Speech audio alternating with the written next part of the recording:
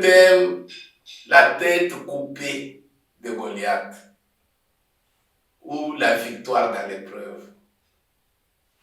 Nous voyons le troisième sujet, la délivrance du juste. Le malheur atteint souvent le juste, mais l'Éternel l'en délivre toujours. Nous vous saluons, bien-aimés, de partout d'où vous nous suivez. Nous vous bénissons au nom de Jésus-Christ. Nous allons prier. Alpha, Oméga, nous recommandons cette prédication entre tes mains. Sois avec nous du début jusqu'à la fin. Au nom de Jésus-Christ. Amen. La tête coupée de Goliath. Nous parlons de la victoire dans l'épreuve. Nous voyons la troisième partie, la délivrance du juste. Bien-aimés, n'oubliez pas de vous abonner à notre chaîne.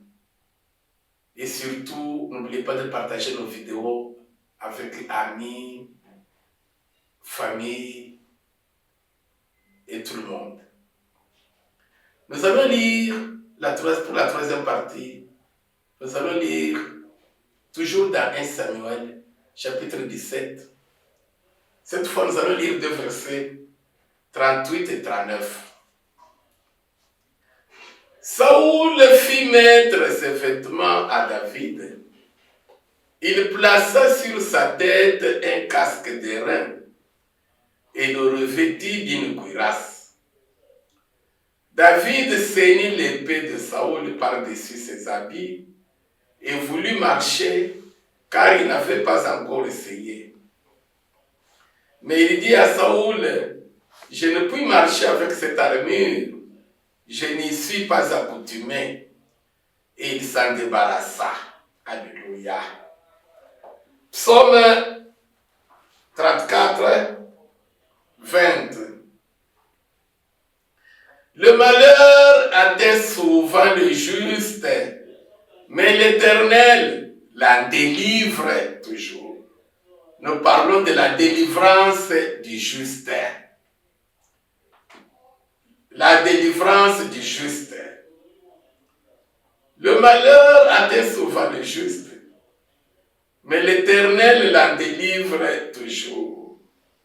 Bien-aimés, avant de marcher, nous allons comprendre ce qui avait donné l'assurance de la victoire sur Goliath à David. Avant d'aller affronter, qu'est-ce qu'il a fait? Le roi Saoul, qui était un général, un grand combattant, parce que David n'était qu'un enfant, il n'avait pas d'armes. Il lui a donné l'armure, les armes puissantes. Maintenant, David, il a essayé, il a senti que c'était lourd. Ça ne pouvait pas lui permettre de courir. Nous avons lu, il s'en débarrassa. Il dit au roi, je ne suis pas accoutumé à ça. Bien aimé, voilà pourquoi maintenant, il pouvait courir plus que Goliath. Il pouvait gagner.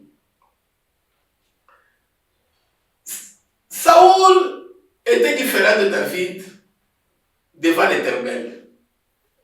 Dieu qui juge l'homme selon le cœur, il avait témoigné que David était un homme selon son cœur. Il craignait Dieu. Par contre, Saoul, il désobéissait à la parole de Dieu. David marchait dans la sanctification, dans la crainte de Dieu. Nous sommes juste par la foi. Et cette foi doit avoir les œuvres dignes de la repentance. Mais contrairement à David, Saoul, lui, c'était les œuvres des ténèbres, la désobéissance à la parole de Dieu. Maintenant, quand David s'est revêtu des armes de Saoul, il a dit non, je ne suis pas habitué à ça. Ça ne peut pas me permettre de courir, d'être souple, d'être léger. Donc David, il a gardé sa foi, sa sainteté, sa communion avec Dieu devant l'épreuve. Il était ainsi juste devant l'Éternel. Bien-aimé dans le Seigneur, voilà pourquoi Dieu lui a donné cette victoire. Mais écoutez un peu, devant les menaces de Goliath, devant l'armure de Goliath, David ne s'est pas découragé. Pourquoi? Ce n'était pas la première fois que ce malheur lui arrivait. Quand il était encore enfant, c'est lui-même qui le dit, il a dit ça au roi Saoul, il gardait les brebis de son père. Il y avait beaucoup de problèmes qui lui arrivaient. Il y avait la pauvreté. David était né dans une famille pauvre. Ils avaient peu de brebis. La Bible témoigne qu'il y avait peu de brebis. Isaïe le Béthlèmite. Donc, il y avait la pauvreté. Ses grands frères, pas de travail. Tous allaient aussi à la guerre. Lui gardait ses peu de brebis de son père. Vous voyez? Et, comme on dit dans le monde, le malheur ne vient jamais seul. Sans qu'il en apporte. La mauvaise fortune ne vient pas sans qu'il en apporte une, deux ou trois avec elle. Pendant qu'il gardait le peu de brebis de son père, l'ours venait pour manger les brebis. Lion venait pour manger les brebis. Mais David, lui, s'écriait toujours, louez soit l'Éternel. Et l'Éternel le délivrait de la patte de l'ours, et l'Éternel le délivrait des griffes de lion. Mais là, il se trouve devant un autre malheur, devant une autre épreuve, alléluia. David, lui, il se débarrasse des armures de Saoul. Il garde sa justice devant Dieu. Il savait que Dieu permet que le malheur atteigne souvent, écoutez, souvent le juste. Parce que Dieu continue à éprouver le juste. Le malheur atteint souvent le juste. C'est ce que nous dira, nous avons lu.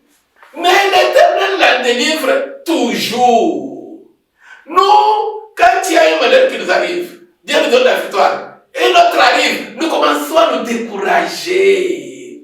Mais mon frère, il n'y a pas longtemps dans mon pays, il y avait la guerre. Ça semble pas aller. Maintenant, au travail, dans mon travail, ça ne va pas. Il n'y a pas longtemps dans mon travail, ça marchait. Mais maintenant, le bailleur veut me chasser de la maison. Il n'y a pas longtemps, j'avais pour mon travail, Dieu a donné la solution. Mais maintenant, mon enfant est malade. Ah mon Dieu, pourquoi moi toujours des problèmes? Hey! Tu n'auras pas la victoire dans l'épreuve. Pourquoi? Parce que ton Dieu, il dit, le malheur atteint souvent le juste, mais l'Éternel l'en délivre toujours. Dans les malheurs qui t'arrivent là-bas, Satan cherche à ce que tu te décourages, tu puisses maintenant faire tomber ta justice, pécher contre ton Dieu. Vous savez, l'échec dans une épreuve, c'est quoi? Tout ce que le diable cherche, c'est quoi? Que tu puisses te séparer de Dieu, que tu puisses parler en mal contre ton Dieu, que tu puisses retourner dans la prostitution, dans le vol, dans l'escroquerie, dans la haine. C'est tout ce qu'il cherche. Satan, tu peux mourir aussi aujourd'hui physiquement. Oh, il est mort de maladie ou de faim. Ça ne lui dit rien si tu meurs dans la foi. C'est Satan qui a perdu. Satan cherche ton âme. Et pour qu'il ait ton âme, quand Dieu t'éprouve, Satan cherche que tu pêches contre ton Dieu, que tu te sépares de Dieu, que tu perdes ta qualité de juste. David, comme il savait qu'il gardait sa qualité de juste, alléluia, il avait l'assurance que l'Éternel allait la délivrer. Et si donc il ne se décourageait pas.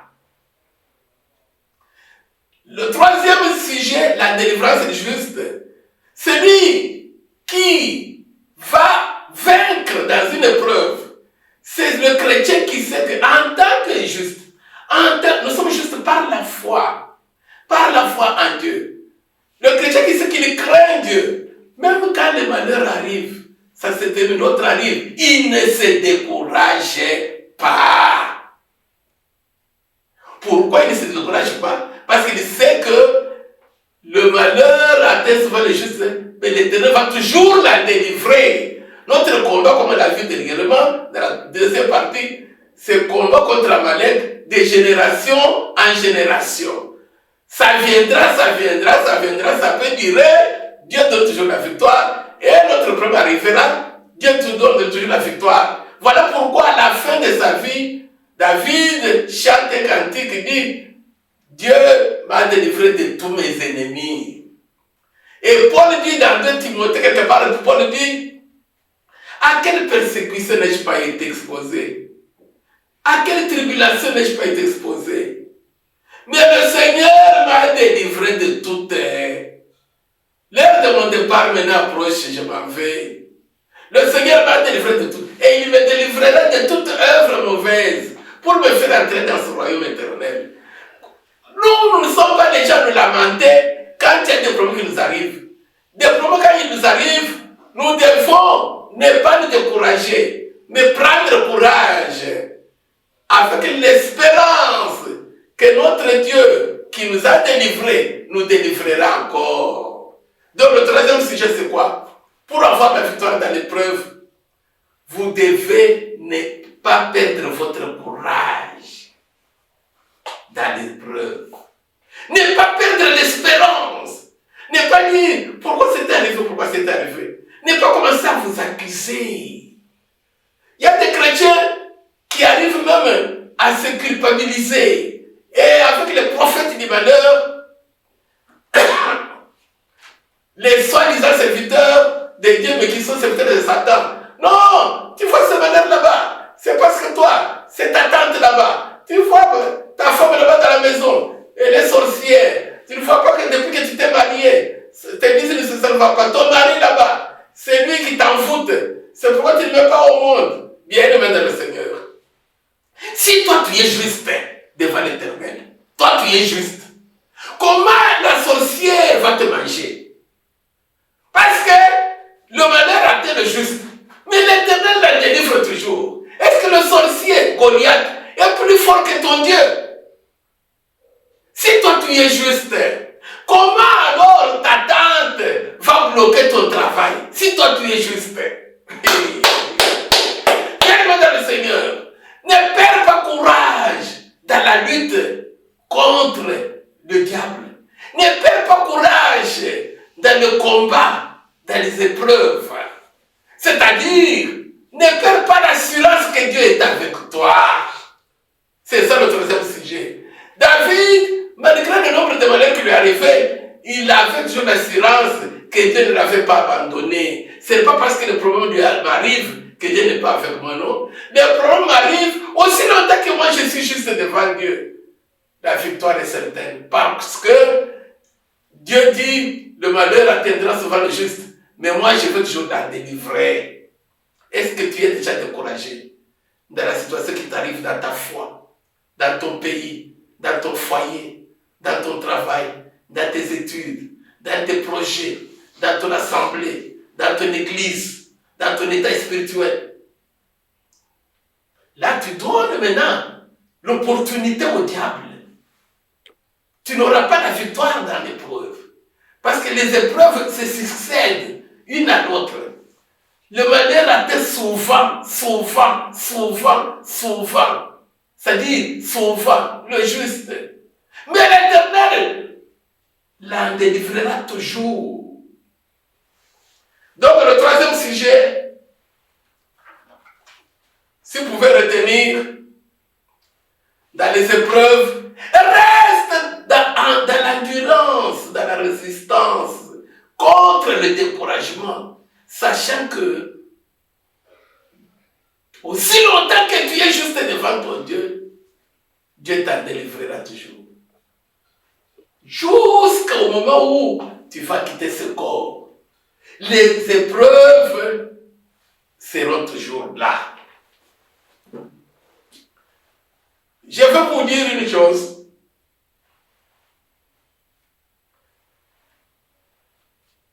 Quand les enfants d'Israël sont arrivés devant la mer Rouge, Dieu n'a pas déplacé la mer Rouge et mis un boulevard pour qu'il marche, qu'il traverse. La mer était toujours là. Mais il a tracé un chemin. Mais la mer était là. Le vent, le flot. Si tu as peur, tu restes. Il ne voulait plus marcher. Dieu a dit à Moïse, mais pourquoi tous ces cris? Qu'il marche. Pendant que Dieu disait qu'il marche là-bas, la mer était là. Moïse n'avait pas encore frappé les eaux avec sa verge. Dieu dit qu'il marche. Parce qu'ils étaient découragés. Bientôt on était en Égypte. Des problèmes et des problèmes. On tuait les premiers-nés des garçons. Des problèmes. Nous travaillions comme des esclaves. Des problèmes. il nous en a délivrés. Maintenant, même pas après, même pas un mois, un autre problème, très grave encore. Dieu dit non, pourquoi vous êtes découragés? Pourquoi? Dieu dit, mais marchez. Comment ils allaient marcher? Parce que la mer était là. Dieu n'a pas déplacé la mer, il dit, marchez. Et même quand il a coupé la mer en deux, la mer était là, il lui voyait la mer, il lui voyait le vent. La Bible dit, le vent soufflait toute la nuit. Vous vous rappelez même dans le désert, les serpents brûlants. Quand ils ont été brûlés par les serpents, beaucoup sont morts. Ils ont crié à l'Éternel. Dieu a dit à Moïse, élève une perche. Quiconque regardera, soulèvera ses yeux là-bas, il sera guéri. Dieu n'avait pas enlevé les serpents. Donc les serpents mordaient contre eux. Dieu a déjà exaucé la prière, mais écoutez la délivrance. Les serpents doivent toujours mordre. Mais quand vous êtes mordu, vous devez maintenant lever vos mains, soulever vos yeux sur la perche, sur la croix. Dieu n'avait pas enlevé les serpents. Le malheur atteint souvent le juste, mais l'Éternel la délivre toujours. Ne te décourage pas quand tu vois des problèmes de te succéder dans ta foi. Aussi longtemps que toi, tu es en communion avec ton Dieu, continue à prier, continue à louer Dieu. Ne perds pas ton espérance. Parce que nous avons vu dans Romains 5 et à 5, l'espérance en Dieu ne trompe pas. L'espérance n'est pas trompeuse. Alléluia. Nous allons ici, pour bien comprendre, lire. Nous en avons parlé ici, Exode 14, 8 à 16, c'est ce que je vous ai dit tout à l'heure.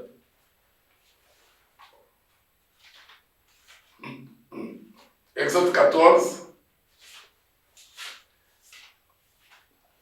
Donc le sujet, la délivrance du juste. Si toi tu es juste, ta préoccupation c'est d'être juste, de garder ta justice devant Dieu. Aussi longtemps que tu es en communion avec ton Dieu, aussi longtemps que tu t'es repenti de tes péchés, si tu as fait péché, tu as demandé pardon, tu te sanctifies devant le Seigneur, tu confesses, tu abandonnes le péché. Tu es en communion avec Dieu. Toute chose, toute malheur qui t'arrive, ne te décourage pas. Pourquoi? Parce que l'Éternel va t'en délivrer. Le malheur atteindra souvent le juste, mais le Seigneur la délivre toujours. Continue à espérer, continue à prier. Aussi longtemps que tu gardes ta communion parfaite avec Christ. Ne cherche pas les boucs émissaires, les ennemis, les sorciers, les magiciens, non. Pourquoi? Parce que quand toi tu es juste devant l'Éternel, tu es en communion avec Dieu, le Dieu de David, le Dieu de Jésus-Christ. Si Dieu est pour toi, qui sera contre toi? Ça arrive, l'Éternel t'en délivrera. Mais si tu te décourages, tu commences à chercher des sorciers partout, voilà ta mort physique et spirituelle. Exode 14, 8 à 16. On ne va pas tout lire. Hein. Je vous en avais parlé si j'ai lu le verset 8. L'Éternel endurcit le cœur de Pharaon, roi d'Égypte. Et Pharaon poursuivit les enfants d'Israël. Les enfants d'Israël étaient sortis la main levée. Verset 15. L'Éternel dit à Moïse, pourquoi tous ces cris, tous ces plaintes? Parle aux enfants d'Israël et qu'ils marchent. Vous voyez, je vous en avais parlé tout à l'heure, je vais donner le passage. Quand Dieu les a délivrés des mains de Pharaon, ils sont sortis là-bas, la main levée, comme David, comme Jésus, en train de chanter, en train de louer Dieu. Maintenant, un autre malheur maintenant arrive. Le malheur est passé. Un autre malheur maintenant arrive, une autre épreuve, la mer rouge. Hey! Ils ont baissé la main. Baisser la main, c'est le découragement. Continue à lever la main aussi longtemps que tu es juste devant Dieu, que tu es en communion avec Dieu. Parce que Dieu va toujours t'en délivrer, de te délivrer des malheurs qui arrivent. Tu comprends bien, aimé? Ne te décourage pas. C'est que le vent qui soufflait là, c'était qu'ils aient peur. Quand ils ont vu le vent souffler, ils ont vu la mer, ils se sont démarchés, ils ont baissé les mains. Dieu dit, mais pourquoi ils ont levé les mains? Qu'ils marchent, qu'ils continuent à marcher, alléluia. Et quand ils ont essayé, ils ont cru à la parole de Dieu par Moïse. Ils ont essayé de commencer à marcher. Moïse a frappé les eaux avec sa verge. Vous savez ce qui s'est passé. Et ainsi, bien aimé dans le Seigneur, je ne vous prendrai pas beaucoup de temps aujourd'hui. Vous savez, je peux vous dire, moi j'ai passé dans ma vie de foi des épreuves et des épreuves terribles. Mais à un moment donné, quand Dieu m'a dit, moi je t'ai guéri de toutes ces nombreuses maladies là-bas mystiques, qu'est-ce qui est arrivé? Il me dit, dans l'au-delà, il me dit, tu vas rentrer dans le monde de la chair. Tu vas commencer à me servir maintenant dans le corps de Christ. Tu vas commencer à prêcher la parole de Dieu sur YouTube, dans l'Internet. Bien aimé, beaucoup de difficultés. Comment d'abord commencer à prêcher la parole de Dieu sur YouTube? Je ne travaille pas tout ça. Mais écoutez ce qui s'est passé, et il a créé ces moyens là-bas, tout ça, incroyable. Maintenant, la première prédication, quand le frère, le caméraman est arrivé la première fois, le premier jour, je devais l'accueillir, le saluer, la voix. Je le salue parce que ma voix ici, lui-même qui me dit, c'est quelle voix? Excusez-moi, je veux dire ce qu'il avait dit en anglais swahili. Hakuna sauti, ndio sauti. Sauti itoka, utahubiri je donc? Où est la voix? C'est quelle voix là-bas? Comment tu vas prêcher? Mais j'ai senti un découragement au-dedans de moi. Ma voix ici ne pouvait pas. Écoutez bien aimé, je vais vous faire entendre une seconde la première prédication. Ça fait, je crois, 2 ans. La toute première prédication. Une seconde. La voix ici, c'était un problème. Ceux qui me connaissent savent. Un problème, ça fait, je crois, 2 ans. Maintenant, l'esprit me dit non. Toi, fais ce que je t'ai dit. Dieu me dit, fais ce que je t'ai dit, prêche. Écoutez, la première prédication.